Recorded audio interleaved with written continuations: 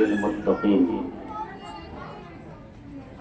والصلاة والسلام على سيد المرسلين وعلى آله وأصحابه المطهرين أما بعد فأعوذ بالله من الشيطان الرجيم بسم الله الرحمن الرحيم قال الله تبارك وتعالى في القرآن المجيد يا أيها الناس اتقوا ربكم الذي خلقكم من نفس واحدة وخلق منها زوجها وبث منهما رجالا كثيرا ونساء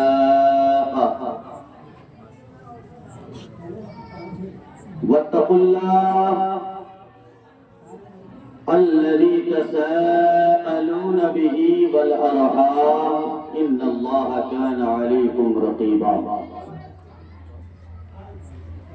وقال رسول الله صلى الله تعالى عليه وسلم النکاح من سنتی فمن رغب عن سنتی فلیس منی وقال رسول اللہ صلی اللہ تعالی علیہ وسلم النکاح نصف الایمان النکاح نصف الایمان النکاح نصف الایمان صدق اللہ مولانا العظیم وبلغنا رسوله النبی الامین المبین المعین الکریم ونحن على ذلك لمن الشاهدين والشاكرين والذاكرين والحمد لله رب العالمين. برادران ملت اسلامیہ، آج کی یہ پاکیزہ محفل عالی وقار محب گرامی جناب مستقیم صاحب قبلہ نے اپنی صاحبزادے یعنی لڑکے قیادت مسنون کی مناسبت سے اس پاکیزہ محفل کو سجایا ہے. اللہ تبارک و تعالیٰ کی بارگاہ میں دعا ہے کہ مولا ان کی جائز مرادوں کو قبول کرے. ہونے والے جوزین کو تاعمر حسن اتفاق کے ساتھ زندگی گزارنے کی توفیق عطا فرمائے. ہونے والے جوزین کے درمیان رشتہ ازدواج کو مضبوط اور مستحکم عطا فرمائے. محترم حضرات، آئیے حصول برکت کے خاطر بڑی تیزی کے ساتھ، وقت بہت کم ہے، میں چاہتا ہوں کم وقت میں کچھ میسج آپ کو دے دوں.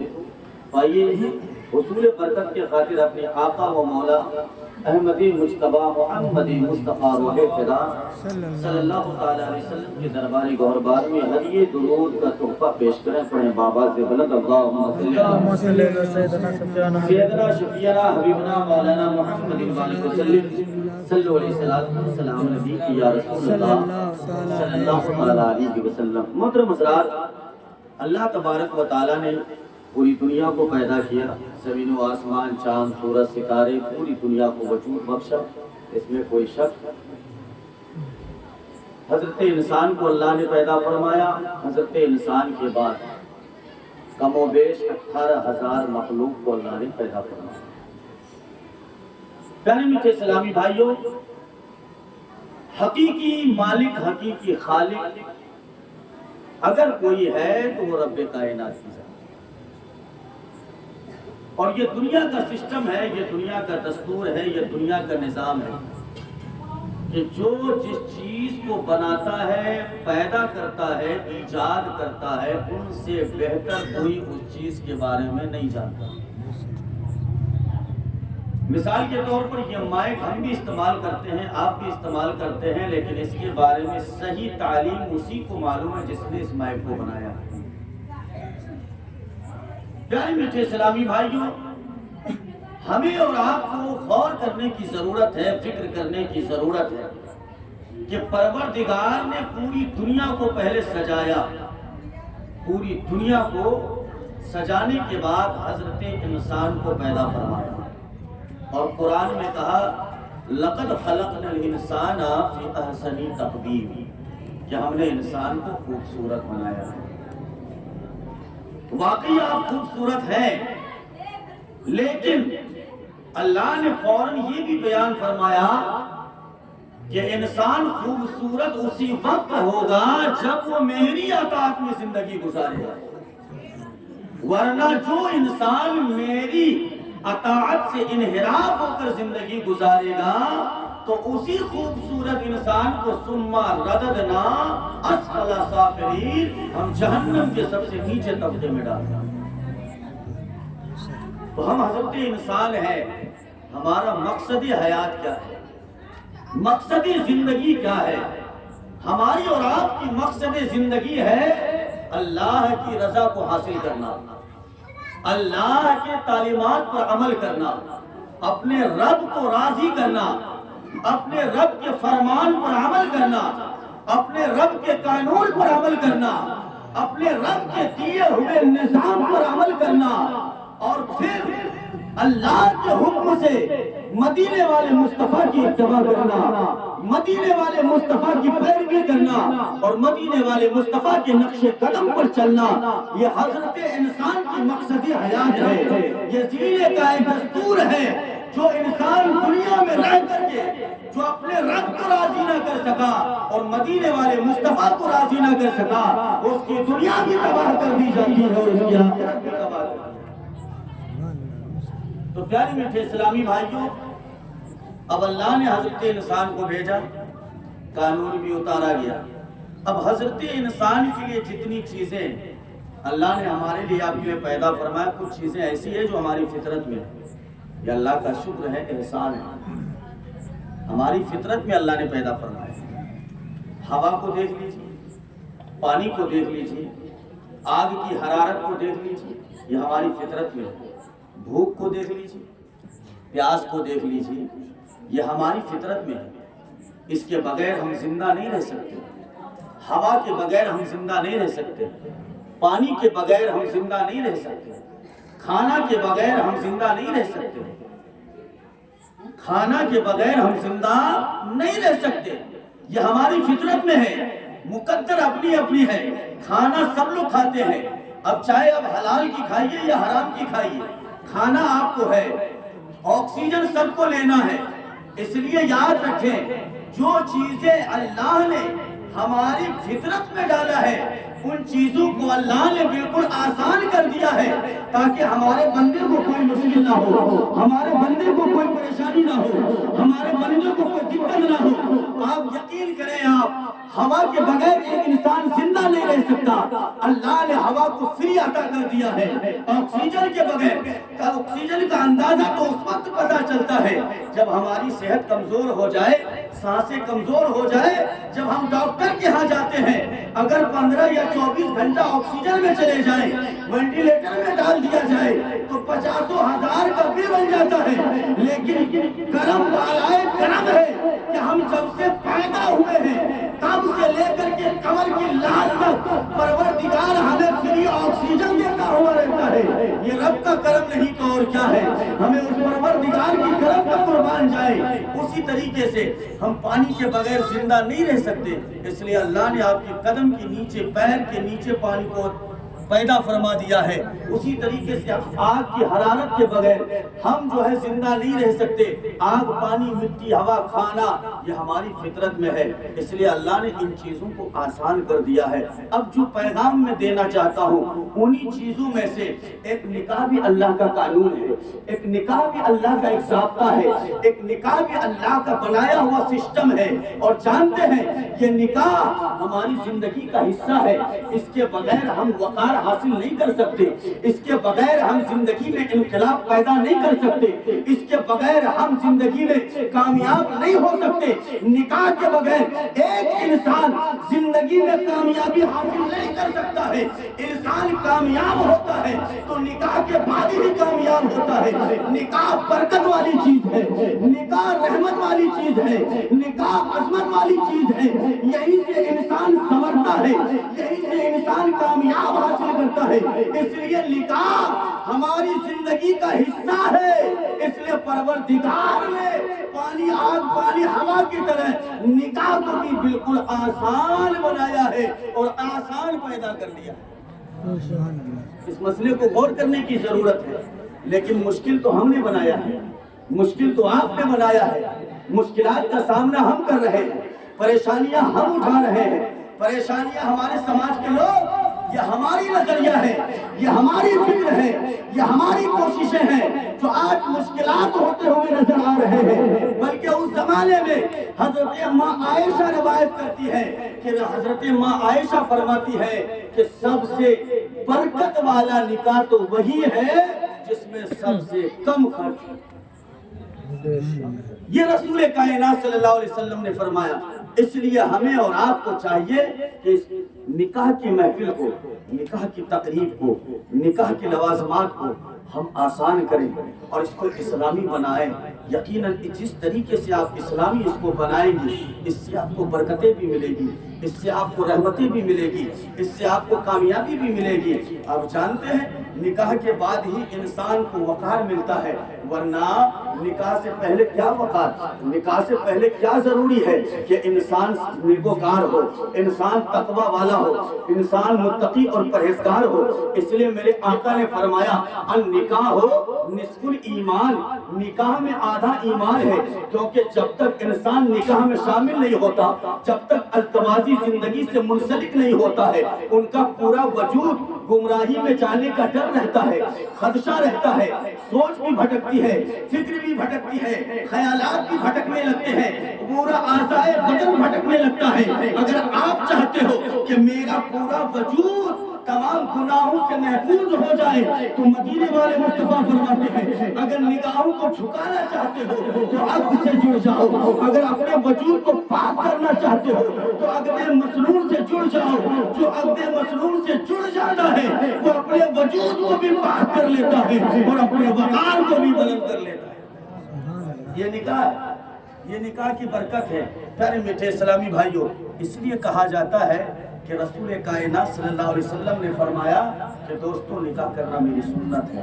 تو جب سرکار کی سنت ہے تو اس کو ہمیں اسلامی بنانا چاہیے، اس کو ہمیں پاکیزہ بنانا چاہیے۔ انہیں طیب و طاہر بنا کر عقد مسنون کی پاکیزہ تقریب کو اگر ہم کرتے ہیں تو اس کی برکت کا نتیجہ یہ ہوتا ہے کہ اسی نکاح کے ذریعے سے ہمیں نیک اولاد حاصل ہوتی ہے، متقی اولاد حاصل ہوتی ہے، ہمیں پرہیزگار اولاد حاصل ہوتی ہے۔ میں آپ سے پوچھنا چاہتا ہوں میرے دوستو، آپ نے اپنے مرضی سے رسم و رواج خوب کیا لیکن آپ نے رب کو ناراض کر دیا ہے، مدینے والے مصطفیٰ کو ناراض کر دیا ہے۔ جس نکاح میں اگر تیرا رب ناراض ہو جائے، جس نکاح میں اگر تیرا نبی تجھ سے ناراض ہو جائے تو کیا اس نکاح سے آپ کو رحمت مل سکتی ہے؟ کیا اس سے برکت مل سکتی ہے؟ کیا اس سے انقلاب پیدا ہو سکتا ہے؟ کیا اس سے آپ کی زندگی میں کامیابی آ سکتی ہے؟ نہیں آ سکتی ہے، اس لیے کہ نکاح کا قانون بنانے والا کوئی انسان نہیں ہے بلکہ آپ کا ہمارا پوری کائنات کا رحمان ہے۔ تو جب رحمان بنانے والا ہے تو ہمیں رحمان کے مطابق زندگی گزارنا چاہیے تاکہ ہماری زندگی میں انقلاب پیدا ہو۔ پڑھیں درود پاک اللہم صلی علی سیدنا شفیعنا حبیبنا مولانا محمد بارک وسلم صلی اللہ علیہ وسلم سلام علیکہ یا رسول اللہ صلی اللہ تعالی علیہ وسلم۔ محترم حضرات، یہ ہے نکاح، بہت بڑی چیز ہے نکاح۔ نکاح کو سمجھنے کی ضرورت ہے، یہ ہماری زندگی کا حصہ ہے، اس کے بغیر ہم زندہ نہیں رہ سکتے۔ اگر عام طور پر دنیا میں غور کیا جائے تو بھائی آج تو بغیر نکاح کے بھی اولاد حاصل ہو سکتے، پھر جانور اور اس میں کیا فرق ہے؟ تو نکاح کا مطلب ہوتا ہے وقار عطا کرنا، نکاح کا مطلب ہوتا ہے آپ کے خاندان کے وقار کو اجاگر کرنا۔ اگر آپ وقار کی زندگی گزارنا چاہتے ہیں تو پھر نکاح کی تقریب کو ہمیں پاکیزہ بنانا ہوگا۔ جب تک ہم پاکیزہ نہیں بنائیں گے تو نہ تو ان سے برکتیں ہم حاصل کر سکتے ہیں نہ رحمتیں حاصل کر سکتے ہیں۔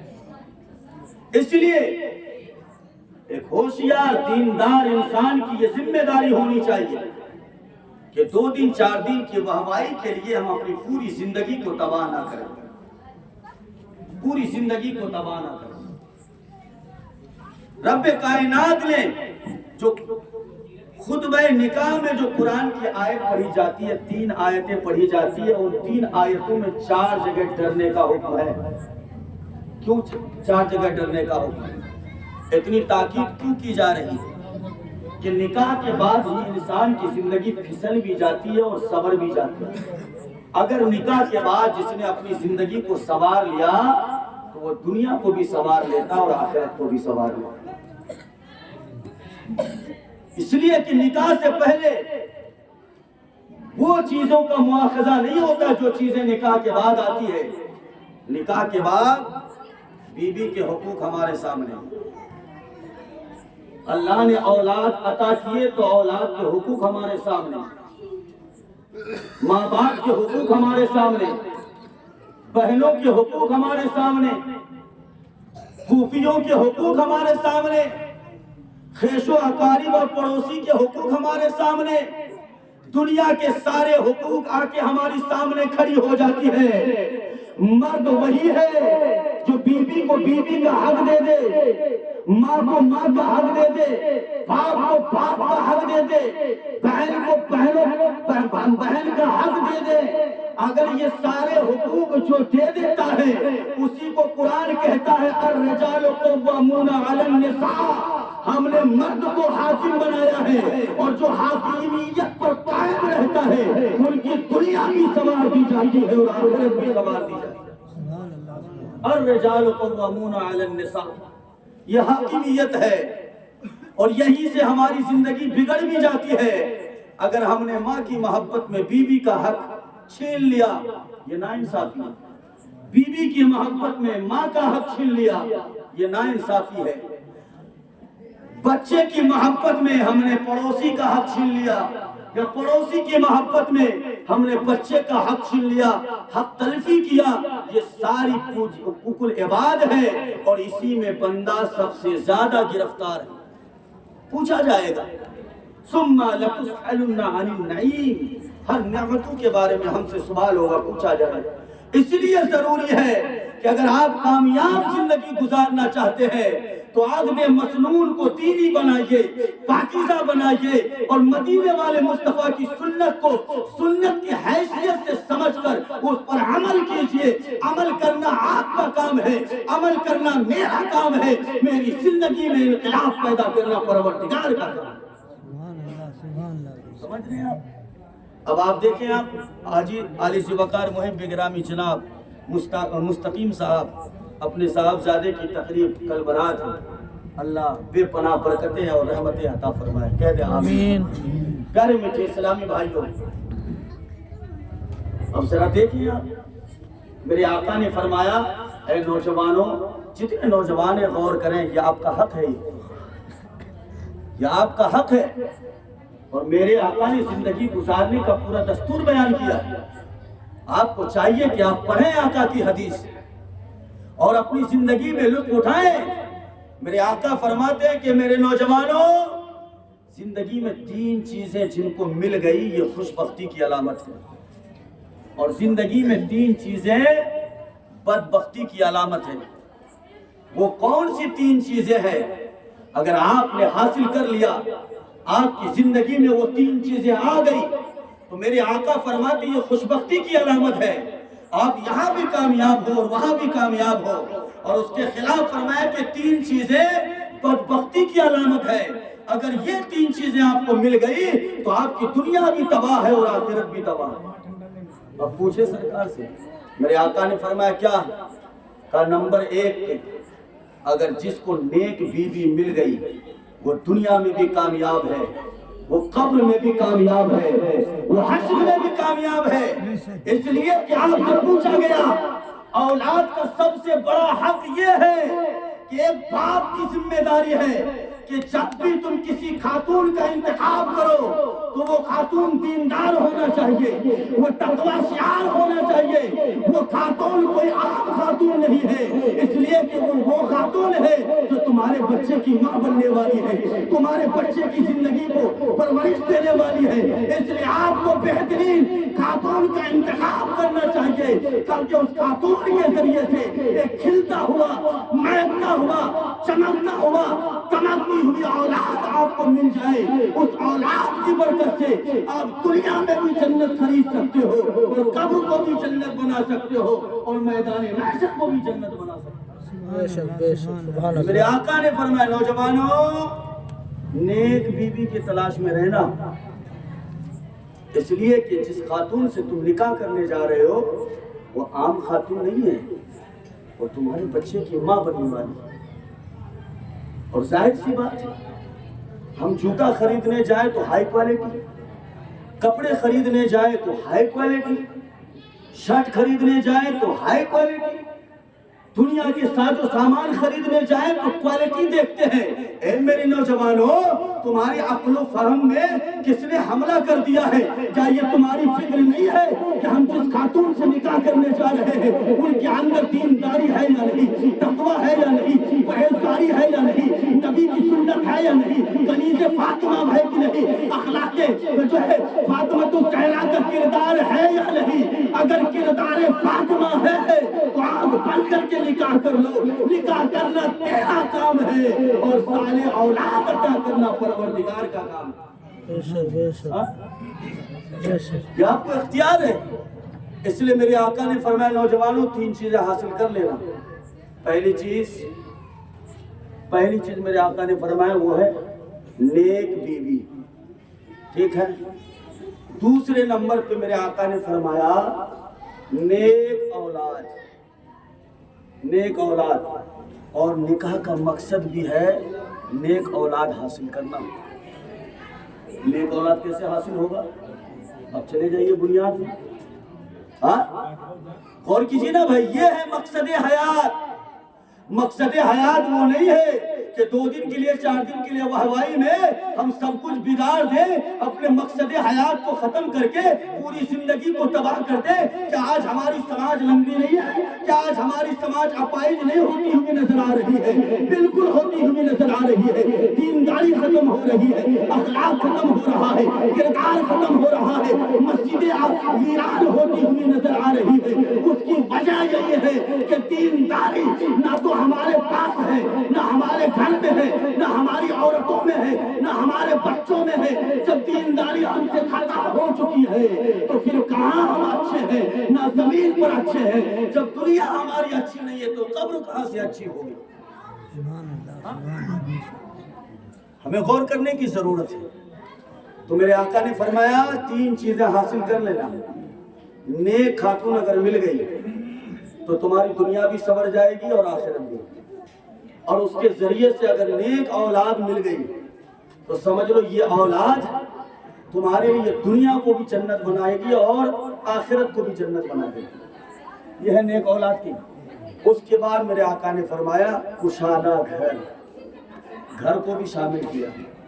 زندگی گزارنے کے لیے بھائی کشادہ گھر کی ضرورت ہے، اور وہ کون کرے گا؟ ہم کریں گے، کیونکہ ہم مرد ہیں۔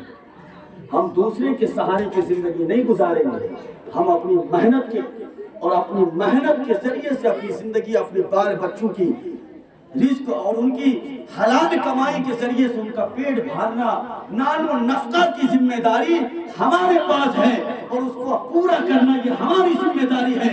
واقعہ آپ اگر اس پر عمل کریں گے تو قرآن کہتا ہے الرجال قوامون علی النساء۔ یہ 3 چیزیں ہیں جو ہمیں حاصل کرنا چاہیے، اور میرے آقا نے فرمایا کہ جو 3 چیزیں مل جائے اس کے خلاف یہ ہماری بدبختی ہے۔ وہ کیا ہے؟ نیک بیوی نہ ملے، دنیا تباہ، نیک اولاد نہ ملے، دنیا بیکار، اور کشادہ گھر نہ ہو تو زندگی گزارنے کا لطف نہیں۔